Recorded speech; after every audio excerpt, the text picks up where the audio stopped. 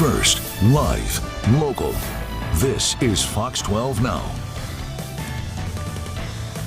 And hello, everyone. This is Fox 12 Now. Thanks for joining us. I'm Greg Nibbler, and we are live streaming here out of the Fox 12 Oregon newsroom. We start right at 1 o'clock every weekday, right after our noon news, and we continue throughout the afternoon. We've got a lot of different discussions that we're going to be having today, different segments, highlighting all kinds of things. And if there's breaking news that happens between now and 4 o'clock, we'll be here for you with that as well. Something that is happening that I think a lot of people are aware of are legislative sessions going on for the state of Oregon.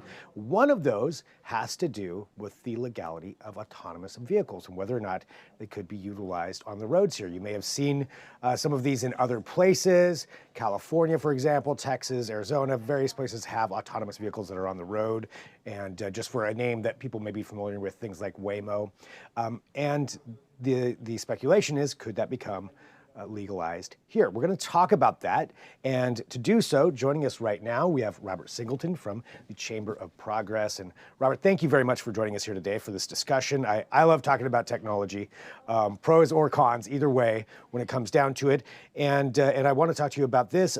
Before we do so, would you mind letting us know just a little bit about Chamber of Progress and what your organization is? Certainly, and thanks for having me on, Greg.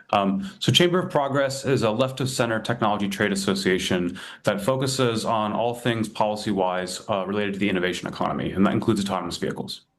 Okay, so focusing on really anything in there. Yeah. So that can cover a wide range of different technologies, I would imagine. Everything from artificial intelligence to telehealth, we do it all. And let's talk about then autonomous vehicles. Can you tell us, to give the context of what we're talking about here as far as what this legislation is that's being proposed and what this would do? Yeah, so this bill would allow for essentially a regulatory framework to allow the permitting, testing, and deployment of autonomous vehicles throughout Oregon with explicit partnership with the Department of Transportation. And when we talk about autonomous vehicles, just for anybody who doesn't know, this isn't necessarily something where you utilize it a little bit in your car. You're talking about no driver, maybe not even a steering wheel, completely autonomous vehicle. Yeah, so really what we're talking about is not the direct-to-consumer vehicle or vehicle technology, but the technology that exists. We have like 5 levels of autonomous vehicles, and so this is explicitly for levels 4 and 5. So those where you can have a steering wheel in some instances, but it is fully autonomous. The vehicle does an onboard computer that is handling the driving functions. And would these be something that is deployed for commercial utilization or customer, like ride-sharing situations? So this is primarily aimed at the ride-share portion, but I imagine this is a starting point, and we'll have future discussions about both things like autonomous trucking and also direct-to-consumer. And where does it stand right now when it comes to the legality of autonomous vehicles in the state of Oregon? So I believe you're allowed to test in certain limited instances, but in terms of full deployment and commercial activity, that is not yet allowed. But this is what this bill is attempting to do. And what are some of the reasons that you're advocating for this, that you believe that this should be legalized?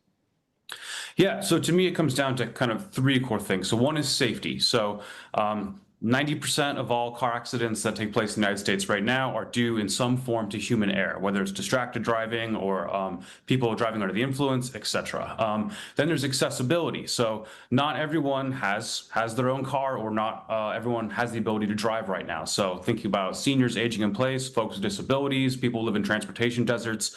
And then the last thing for me is really sustainability. By allowing to have a system-wide look at all the different vehicles, most of which are either electric or reliant on carbon neutral technology, we're able to better meet our things like a renewable portfolio standard for fuel usage and just make things more efficient generally. And when it comes to the actual deployment and management of these vehicles, this would all be through private companies, or would the state be involved in actually regulating the technology behind these autonomous vehicles? So the technology is mainly regulated at the federal level with a couple of local concessions. It would be managed and operated by a private company, but with partnership with DOT oversight. So things like first responder safety plan, making sure there is with folks with disabilities have the ability to get a referral to a shuttle service if they're not able to use an autonomous vehicle, things like that. Going to, I guess, one other side there's a few questions I have for you, just because I think this is a fascinating thing that people like to talk about. When it comes to that safety side of things, do you feel that autonomous vehicles and the technology right now is safe enough to be deployed onto the streets of the state of Oregon? Absolutely. I mean, so we've seen just this past year, there's roughly 200,000 paid rides a week taking place for similar ride-hailing services in other states and other cities. And on a miles to mile comparison, we've seen the reduction in accidents and injuries by about 90% in comparison to human drivers. Wow. So this has the potential then to increase safety. Absolutely. And I fully trust AVs. I have a regular Waymo user myself in San Francisco and in Los Angeles, but the service area has actually recently expanded to some other areas. And so I'm actually excited to have my grandparents start to use these as they age in place, and maybe we don't want them on the road so much. I know some of the concern, at least in the beginning with some of this technology, is deploying autonomous vehicles in a place like Oregon, where generally speaking, the weather's a lot different, than Southern California, Texas, Arizona. You have some of those other factors in there. Are these cars going to be safe enough to be deployed in pouring down rainstorms in the Northwest?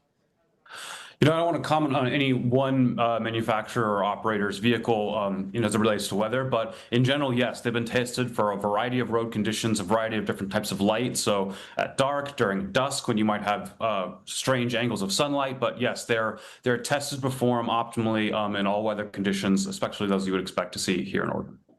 And you mentioned, for some people out there to be utilizing these. So who would you say would be like an ideal passenger in an autonomous vehicle ride-sharing situation?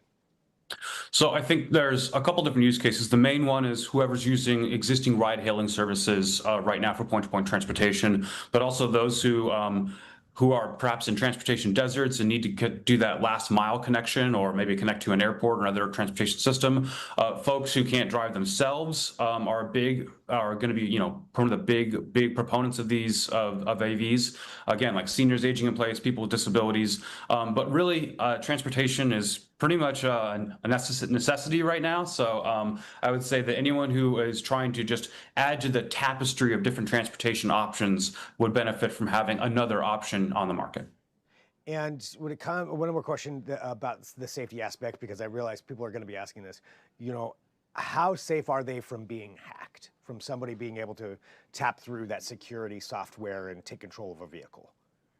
So it's a great question. And when we're looking at a lot of the AVs that are in service right now, most of the driving functions are handled by an onboard computer that is not reliant on access to a network in order to do essential driving activity. So the onboard computer has localized maps, has already downloaded that data before the trip even begins, and can then utilize that onboard computer so that there's very little threat. It's never perfect, but very little threat from having outside interference or cybersecurity concerns. Wow. Okay, I didn't realize that it was so much on board for all that computing power. It's interesting. What about? Let me think here about. When you're talking about these on the road, how quickly would it be, should this legislation be passed, that you would start to see something like this? I can't comment on specific timelines. I think it's probably more in deference to the Department of Transportation should the legislation pass. But I think it would just make sure that you're checking all the boxes, dotting all the I's, crossing all the T's, and making sure that local plans have been submitted and that there's a partnership in place to before these vehicles start to come out on the road. So you'll see updates in the coming months if the legislation passes, but perhaps within the next year or so. Okay. Anything else that you think is important for people to know? Yeah, just, when it comes to transportation, there's a lot of different options out there, and AVs are one of the few technologies where I think the evidence is so overwhelming that they would have a positive impact on safety, on sustainability, on accessibility. It's why I'm such a passionate proponent of this technology. All right. Well, Robert, thank you very much for joining us. I appreciate your time in sharing your viewpoints here when it comes to these autonomous vehicles, and definitely will be interesting to see how this progresses through where it's at. And I guess that's what is my final question there. As far as this bill, do you know where it's at currently and what needs to happen for this to either be approved or denied? Yeah, so I think it'll be taken up by the House Transportation Committee tomorrow. Okay. All right. Well, thank you very much, Robert. Thanks for being here on Fox 12 Now. Thanks for having me, Greg. Appreciate it. And for everybody watching, again, we are live streaming here. So we get to have these longer discussions and things like that. We do have plenty more coming up here throughout the afternoon. On the technology and science side, actually, we'll be speaking to a scientist who discovered a piece of clothing in Oregon that may be the oldest ever discovered in all of humanity that's still intact, a 12,000-year-old piece of clothing. So we're going to discuss that. We'll also be talking about plenty of other things here. We've got the Bureau of Land Management who will be joining us to talk about our forests. And if there's breaking news, we'll have that as well. But we're going to take a quick break right now. You'll see the programming switch just slightly, but we will be here throughout the afternoon. I'm Greg Nibbler. This is Fox 12 Now.